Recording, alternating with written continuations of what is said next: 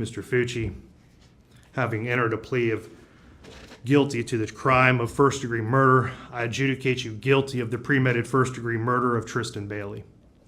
I sentence you to life in prison.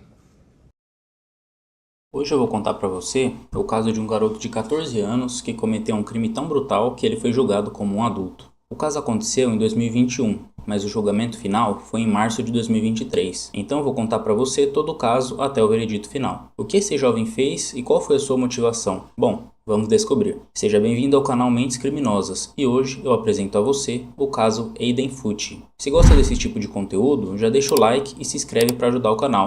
E vamos pro caso. Esse caso aconteceu no condado de St. Johns, na Flórida. Tristan Bailey nasceu em 18 de janeiro de 2008 e tinha 13 anos na época do caso. Ela era filha de Stacy e Forrest Bailey e tinha 4 irmãos. Ela foi descrita como uma amiga leal e uma atleta talentosa que amava Starbucks. Ela era uma dedicada líder de torcida da Patriot Oaks Academy e amava tanto o esporte que decidiu continuar fazendo isso durante todo o ensino médio. Então, agora indo para o dia do caso, na manhã de 9 de maio de 2021, era um domingo de Dia das Mães, e os pais da Tristan acordaram e foram tomar café da manhã. Quando era por volta das 10 horas, a mãe de Tristan foi até seu quarto para acordar ela, mas para sua surpresa, ela não estava em seu quarto. Imediatamente, seus pais ficaram desesperados e a sua mãe rapidamente relatou o desaparecimento da filha para a polícia. O bairro em que eles moravam se chamava Durbin Crossing. Era um bairro de classe média alta e não tinha histórico de crimes, não se via muita atividade policial no local e muito menos sequestros ou assassinatos. Era um local calmo e tranquilo, onde todos se conheciam, crianças brincavam na rua tranquilamente e também é conhecido como um bairro onde os moradores são unidos. Quando a mãe da Tristan relatou o desaparecimento de sua filha, toda a comunidade já começou a procurar por ela, e os investigadores disseram mais tarde que o apoio dos vizinhos foi realmente impressionante. As pessoas estavam fazendo panfletos e ajudando a encontrar a Tristan de todas as formas que podiam. Até que finalmente, em uma câmera de segurança, a Tristan foi vista andando na rua por volta de 1h15 da madrugada.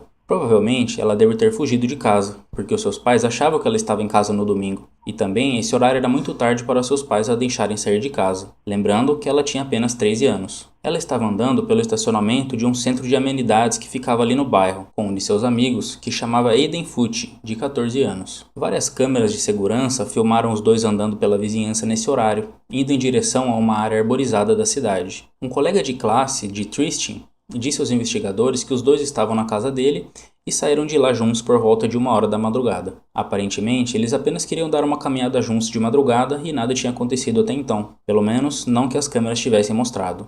Só que 3 horas depois, os investigadores viram Aiden saindo sozinho da área arborizada e não tinha nenhum sinal da Tristan por perto. Depois de ver as filmagens, a polícia foi diretamente para a casa de Aiden e o levaram para a delegacia para interrogatório. Enquanto estavam indo, a polícia pediu a ele para mostrar o caminho que ele e a Tristan fizeram. E enquanto ele estava no carro, ele pegou seu celular e começou a tirar várias selfies no vidro do carro e postou uma com a legenda: "Hey galera, alguém viu a Tristan?" A foto foi compartilhada entre todos os seus colegas da sua classe. Mas então Aiden, enquanto estava no carro da polícia, de repente mudou de atitude. Ele começou a chorar, dar socos no banco e a dizer: "Eu vou ser preso por causa dessa besteira." Com essa atitude, parecia que ele estava tentando demonstrar aos policiais que era inocente. Então, quando os policiais foram revistar o seu quarto, eles encontraram pedaços de roupas com sangue da Tristan, diferentes desenhos satânicos e imagens perturbadoras de garotas com um X em seus órgãos genitais, e os seus membros sendo cortados. Quando perguntaram a Aiden por que ele demorou tanto para chegar em casa, ele disse aos detetives que ficou andando sozinho pela rua até chegar em sua casa por volta das 3 ou 3h30 da madrugada. Ele disse que fez isso porque precisava esfriar a cabeça. Então, depois de uma busca de 16 horas, finalmente encontraram o corpo da Tristan.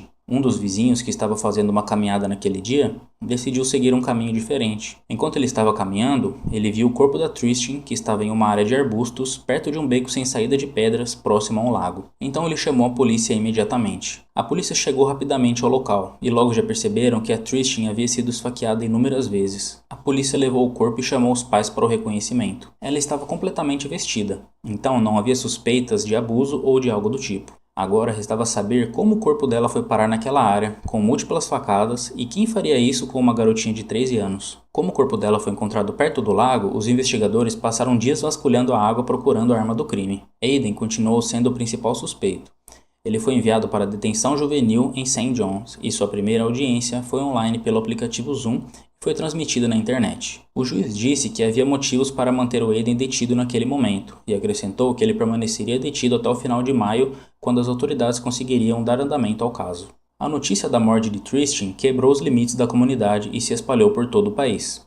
As pessoas estavam recorrendo às redes sociais para expressar o seu pesar, mas também a raiva que estavam sentindo de Aiden. E por mais incrível que possa parecer, algumas pessoas ficaram do lado de Aiden e faziam comentários nas redes sociais que nem cabe mencionar aqui nesse vídeo. Além disso, algumas pessoas estavam dizendo que mais pessoas estavam envolvidas no caso, como amigos dele, por exemplo, e também diziam que ela tinha sido assaltada antes de ter sido assassinada.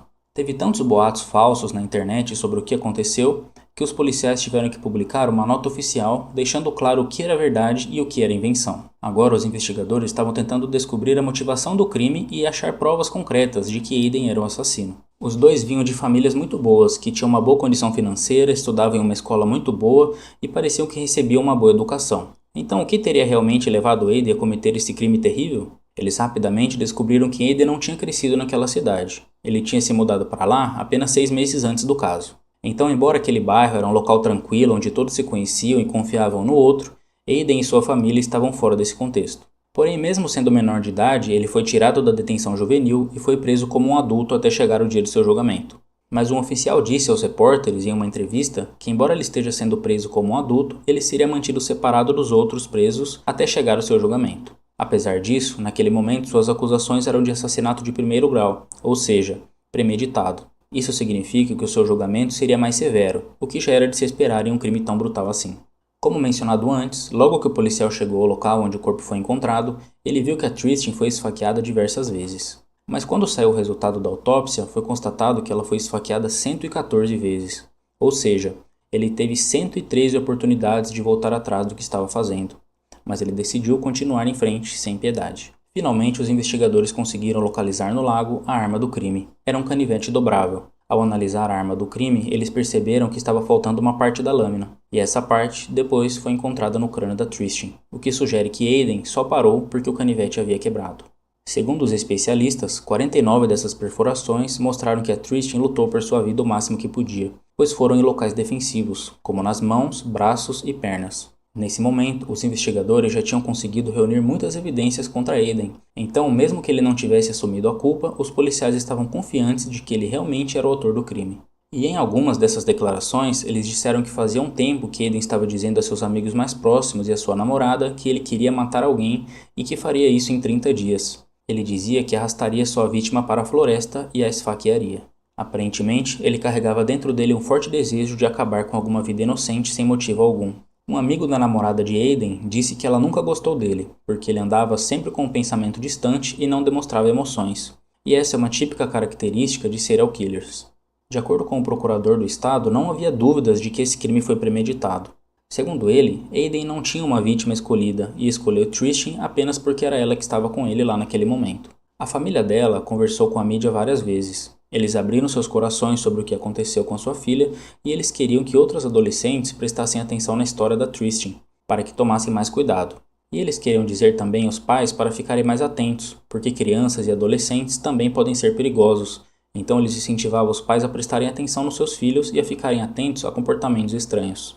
Nesse momento, muitas pessoas estavam do lado deles, apoiando e enviando flores para a família, mas alguns estavam enviando ameaças de morte para eles. Como esse caso envolveu 2 crianças, provavelmente eram crianças que estavam fazendo essas ameaças, mas a polícia deixou claro que essas ameaças teriam sérias consequências judiciais para os autores. Foi aí que as coisas tomaram um rumo estranho durante a investigação. A mãe de Aiden foi presa por uma acusação de adulteração de evidências. Supostamente depois que ela viu que seu filho seria preso, ela entrou em seu quarto antes da polícia chegar, pegou a calça que ele usou no dia do crime e a levou para limpar o sangue. Os investigadores descobriram isso ao analisar a câmera de segurança que ela tinha em sua casa. No momento que ela estava lavando a calça, tinha uma outra pessoa na casa, que eles ouviram nas filmagens. Essa pessoa dizia a ela para não fazer isso, que ela iria se meter em problemas, mas ela não ouviu e continuou lavando. Nesse dia, ela parecia estressada e ficava andando pela casa, olhando pela janela.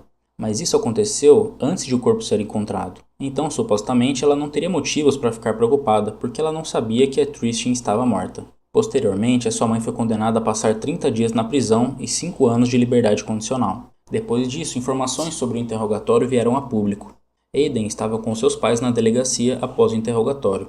Então, quando o policial deixou a sala e deixou Aiden lá com seus pais, eles não sabiam que estavam sendo gravados. Então, eles disseram ao Aiden que ele precisava manter a sua história.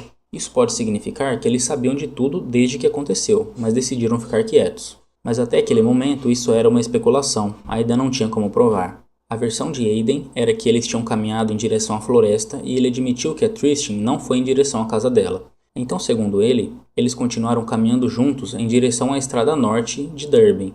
Então, quando os dois passaram por Leith Hall Drive, Aiden disse aos investigadores que a Tristan agarrou nas suas partes íntimas e isso o deixou chateado. E nesse momento, eles começaram a discutir. Então ele disse que a empurrou com força e ela caiu e bateu a cabeça no chão. Então ele a deixou lá. Outra coisa que aconteceu durante o interrogatório foi que perguntaram a Aiden se ele estava usando calça jeans naquela noite, e ele disse que sim. Mas imediatamente a sua mãe interveio dizendo que ele estava errado, que na verdade ele estava usando calças de sarja naquele dia, tentando proteger o seu filho, mentindo sobre o detalhe muito importante das evidências do crime. O corpo de Tristan foi encontrado deitado sobre o lado direito. Junto com o corpo estava seu celular, $20 e um vaporizador de algodão doce. Tudo estava coberto de sangue. No seu tornozelo esquerdo estava escrito Karma e no direito tinha um rosto sorrindo desenhado com caneta. Se a versão de Aiden fosse verdadeira e ele realmente a tivesse deixado lá depois de bater a cabeça, seria estranho que a pessoa que a matou não tivesse levado seus pertences. A namorada dele também disse que ele costumava carregar facas com ele e mostrar essas facas a seus amigos.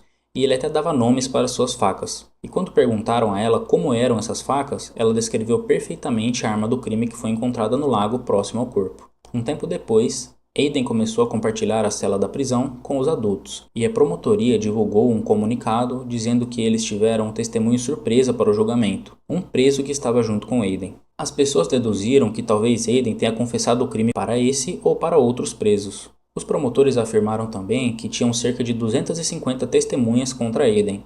Antes de sua audiência pré-julgamento, Aiden apareceu em um vídeo na prisão, quando ele estava sendo filmado para ouvir no telefone os processos judiciais. Nesse vídeo ele parece assustado e confuso, parecia não saber onde estava. Dá para ouvir ele falando em alguns momentos. Ele fala coisas sem sentido, pergunta onde está, diz que queria falar com a sua mãe e fala também sobre demônios que queriam levar a sua alma. Após isso, seu advogado entrou com uma renúncia de julgamento rápido, que é uma lei nos Estados Unidos, onde dependendo do caso a pessoa tem um julgamento rápido, mas às vezes ela pode renunciar a esse direito.